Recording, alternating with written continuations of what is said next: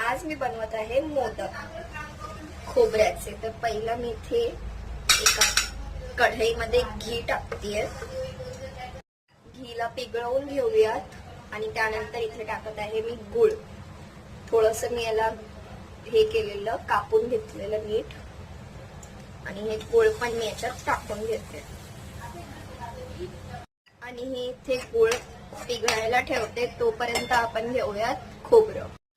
हे मस्त मेल्ट झालेलं आहे। आता याच्यात टाकूयात कोकोनट।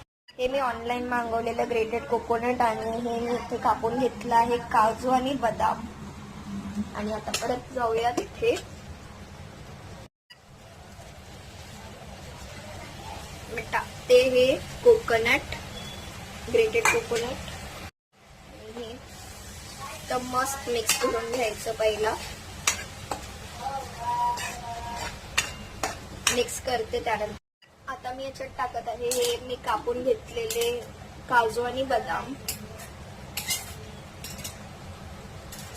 आणि याला चांगलं मिक्स करून घेऊयात आणि थोडा वेळ होऊ देऊयात।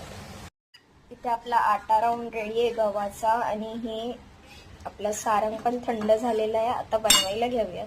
आता मी याला छान मिक्स केलंय। आता गॅस बंद करते आणि नंतर थोडस याला हे होऊ देऊयात, थंड होऊ देऊयात।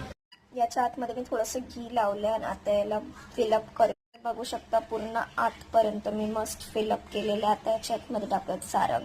हे याच्या आतमध्ये मी मस्त सारण फिल केलं आणि आता आट्याची एक कवर टाकून घेऊयात। आता याला ओपन करून घेऊयात। आता बघूयात कसा बनतोय। खूप इझिली ओपन झाला। याच्या आतमध्ये मी थोडस घी लावलेलं, तुम्ही पण लावू शकता। आणि हा असा परफेक्ट आपला बनवून रेडी आहे मोदक। असेच मी आता बनवून घेते आणि त्यानंतर दाखवते।